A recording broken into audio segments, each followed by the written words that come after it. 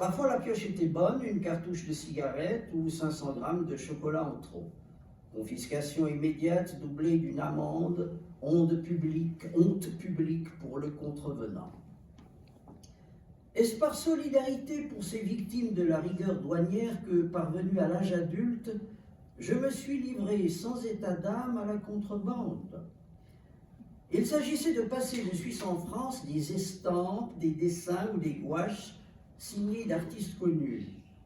À telle taxe échappaient les acheteurs français en confiant leurs précieuses marchandises aux contrebandiers amateurs que j'étais, je n'ai jamais su, pas plus que je ne me suis interrogé sur la sanction qu'on m'aurait infligée si j'avais été prise en flagrant délit.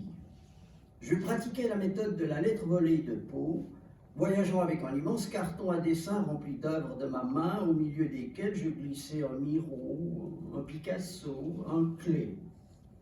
Les douaniers n'accordaient qu'une attention distraite à ces barbouillages, mais on m'a fait vider mes poches plus d'une fois, me soupçonnant d'user de substances prohibées, au motif que je portais les cheveux longs. Contrebande oblige, j'étais blanc comme neige, et ils étaient marrons sans le savoir.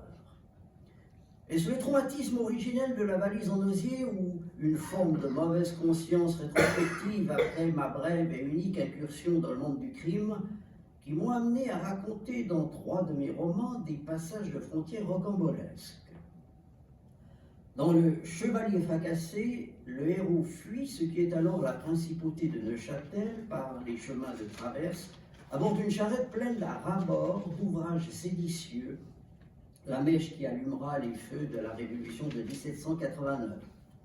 Dans Mon frère ce zéro, on drogue un homme pour l'emmener à son corps défendant dans le pays voisin afin de le dépouiller. Dans Une saison à Montparnasse, c'est une femme dont la conduite scandaleuse a déplu. Dans Une saison à Montparnasse encore, un certain Hippolyte, brocanteur à la moralité élastique, passe de faux tableaux en loose dé pour le compte du médecin qui, jadis, a sauvé son épouse de la neurasthénie. Voilà.